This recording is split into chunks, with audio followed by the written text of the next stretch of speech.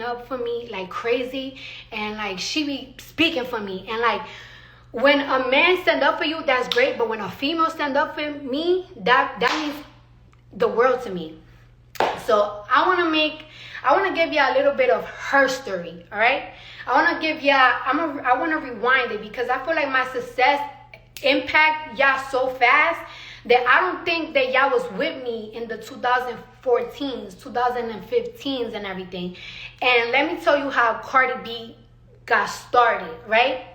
Before I was on Love and Hip Hop, I had 2 million followers, right? 2 million followers, mind you, my page got deleted about 3 or 4 times because, you know, I used to pop heavy out of my mouth. I used to talk crazy out of my mouth. I started doing videos because I broke up with a guy that really broke my heart. I was going through it. I had like this anger towards men because, you know, I was a stripper. I was going through some shit and I was just fed up. So I used to go on my social media and I used to talk shit. And out of nowhere, people just started following me. I built the following. I had all y'all male rappers. I had all the male rappers following me. I had all the influencers, the female influencers following me. Bitches started calling themselves hoes and all that. I even had Kardashians following me, bitch. I had Kardashians following me. Chris Rock used to hit me up talking about he want to make a movie about my life and everything. So boom. Then I got on Love and Hip Hop. And who got me on Love and Hip Hop was my old manager. And my old manager, he wasn't no industry nigga. He ain't no industry nigga. He wasn't in the music industry, none of that shit. He used to manage DJ Self. He was a regular nigga from Queens. I told him I want to get on Love and Hip Hop. It was hard for me to get on Love and Hip Hop. But, you know, we made a storyline with DJ Self and boom, we got in there. Before Love and Hip Hop premiere, I was working on music. My manager at the time, he said that like, yo, every single time you get in the car, you remix things really fast. You should consider doing music. I really was not with it at first because it's like I was like a little shy. And then he took me to a studio. He put me a beat. He's like, write to this shit. I wrote to it. I made Strip a Hoe. And I need all my money makers, bring that cash out. I bring all my money in there, bring that cash out. He's like, we got to shoot a video right now for it. I'm like, all right, whatever. Before Love and Hip Hop premiere, I want to get emotional. My manager at the time told me, you need to quit stripping before this show airs out. And I told him, I don't want to tell the world that I'm going to quit stripping, because if Love and Hip Hop don't work for me, and these things don't work for me, I'm going to go back to the strip club. Because there was girls that were strippers and went on Love and Hip Hop. And they said, like, you know, I'm going to... They ended up going back to the strip club. And the bitches in the strip clubs were making fun of them. I didn't want it to be that. But he was like, you know what? You got to believe in yourself. So I betted on myself. And I think on my 23rd birthday, I said, this will be the last day that I strip. And I told the world that this will be the last day that I strip. All right, boom. Love and Hip Hop is out. And I use Love and Hip Hop as an engine to showcase, like, you know, I'm an artist and everything. Because people didn't really know that I was doing music. Because, you know, I was funny, but they didn't really know that I was doing music. So I'm showcasing that I'm an artist and this is what I want to do and all that bullshit. All right, boom. So Love and Hip Hop premieres. I have a song. And people are listening to it. It's charting on this random ass chart on Billboard, whatever the fuck. We go to a label and they told me that they wanted to sign me for $50,000. They wanted to sign me for $50,000 and they had to finish watching because Love and Hip Hop was playing, but like it was like Love and Hip Hop hasn't finished the first season. So there was that, and we have to see your actions on Love and Hip Hop, because if you too like ratchet or if you're doing too much, we can't sign you. So my manager at the time told me like, nah, we're not gonna sign you for no $50,000 because they're already offering you $100,000 for season 2 of Love and Hip Hop for your second season. We're not gonna they're not gonna shortbread you. Alright. So We keep going to these labels and we keep showing them that people keep listening to the stripper hoe song, and then we put Forever, Ran Down on that bitch twice, and we putting the mixtape out. It does good in numbers, but it's not good enough to get me signed. So then I finally feel like I'm about to catch my break. There's this fire ass song that came out in New York. It's called Wait a Minute. Wait a minute. They hit me up that they wanted me to be on the remix with Remy Ma and 50 Cent. And let me tell y'all something. This is why I fuck with Remy, because I don't really know Remy like that. And when that song came out, I definitely didn't know her at all. I haven't seen her. And I keep hearing that she wanted me to be on that remix with her and everything. And I was like, oh my God, this is going to be my big break. Everybody going to hear my voice finally. So the guy that the song was, the manager at the time, they said that the remix was too long, so they had to take me out of the remix. And I was so heartbroken because I felt like that was going to be my chance. That was going to be my chance for real, but they had to take me out of it, whatever. So my mixtape is out at the time. And I'm doing party hostings for $15,000 to $20,000. So what me and my manager put together, because a lot of these labels, they felt like, yes, she's popular, but is she only popular because she's funny and she's on Love and Hip Hop and her social media? Or people are really listening to her music? Like, yeah, there's numbers on her music and everything, but is this shit really real? So for us to show them that it's really real, the parties these promoters that was booking me to do parties, we tell them, hey, listen, instead of y'all booking us to host y'all parties, why don't y'all book performance venue so I could have mini concerts, so I could promote my show. And we call it the Underestimated Tour. So the money that they were paying me instead of hosting, we took it to do a tour so we could record it and film it. People listening to my music and rapping my songs. So we had a couple of openers. We had Cashflow Harlem, we had Swift on Demand, we have Josh X, and we had Her Celebrity opening up for me. With the $15,000 and $20,000 that I was getting paid to do these shows, that money I was paying for them to get hotel rooms, to get transportation, to get everything. But I wanted this tour to look super legit. So we went to Washington, we went to Connecticut, we went to Philly, we went to San Francisco, we went to LA. We was going everywhere. And I was performing my whole mixtape. And there was so many people coming out. It was like 900 people. Some places had 500 people. Some places had 2,000 people coming out. And we put that all together. And let me tell you something.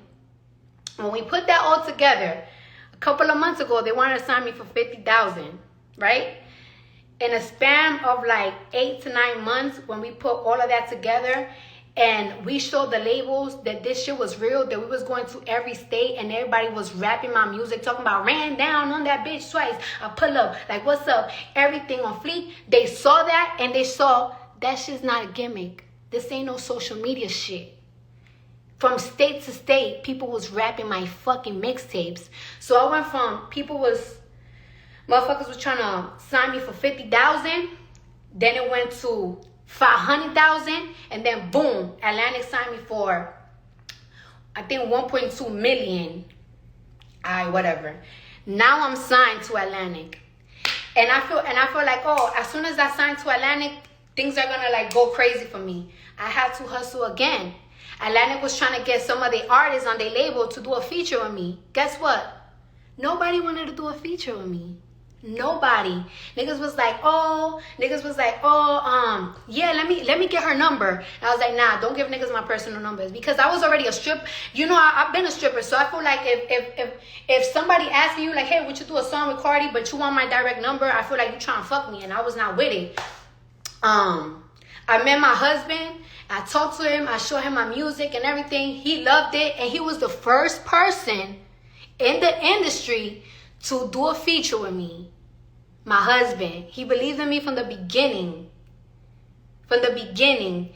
And you know, I just kept telling him, like, I don't understand. I feel like I'm hustling, like I'm putting out music all of this shit. Like, I keep going state to state, showing DJs my music. I don't understand, like, blah, blah, blah, blah. Months later, I did Bodak Yellow, and Bodak Yellow just changed my life. Bodak Yellow just changed my life. It just changed my life. But it didn't happen overnight. It didn't happen because I was on Love and Hip Hop. It didn't happen as soon as I got signed to a label. I worked for this shit. My ass for this shit. This ain't no fucking gimmick, nigga. This is fucking Cardi B. And I ain't fuck nobody. I ain't gave nobody in this industry no fucking pussy, no producer, no DJ, no A&R, no CEO, no nothing. This is the big brain fucking work, nigga. Big hat work, putting work on my mama, motherfucker. Say no bullshit, nigga. The fuck? Know how many fucking doors was closed on my face? You're funny, you're funny. Hey, listen, yeah, we want you on your comedy. We want you on our comedy skit. We want you on the comedy skit. No, nigga, I wanna be an artist, nigga. Listen to my shit. How about you listen to my shit? Know how many people I went and said that to? Know how many no's I got? I grinded for that shit, even for this fashion shit, nigga. Invested all my little money on this fashion shit because I love clothes. It was hard back then to get a front row, even at the blonde show for me. Me and my publicist, we couldn't even get in some shows. We were trying to sneak in, like, oh, if they see us, if they see my clothes, you know, they're gonna wanna know. It's easier now for females, and I'm not even mad at it. But in 2017, 2016, 15, it wasn't like that. Now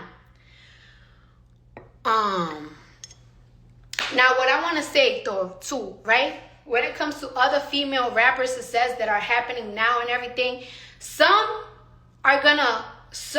females are gonna come up faster than others. And a lot of people will think that it's like, oh, that's because their labels are putting money behind them, this and that. The labels are putting money behind the girls that people are listening to. So if you feel like somebody is coming really fast and everything, that's because y'all listening to them. The labels only go with who's getting the most listens, who are getting the most plays, who are people are watching more, this and that. Like that. You cannot blame nobody for that. You can't blame no machine for that. You can't blame nothing for that.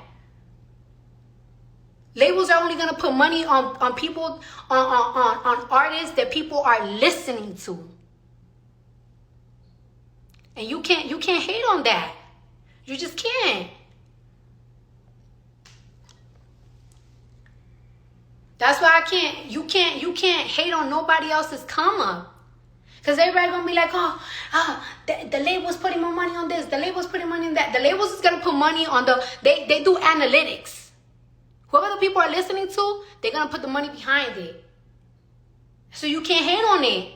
If you want your favorite female rapper, if you want your favorite male rapper to make it, listen to their shit. Promote their shit. Make a fan base for them. Once the label starts seeing that they have a hard following, they're going to follow up. Can't hate on the game. That's the game. The labels could sign your cousin. A label could sign your cousin. If nobody listening to your cousin, the labels ain't gonna put nothing behind it.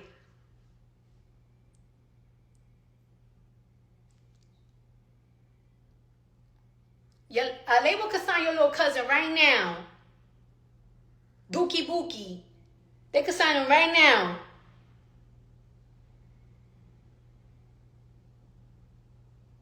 If Dookie Bookie ain't making numbers and nobody looking at their shit, they wasn't putting no money behind it. Doesn't matter if they signing on.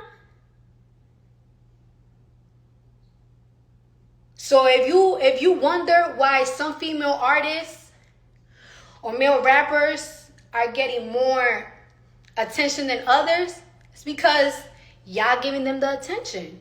And you can't be mad at that.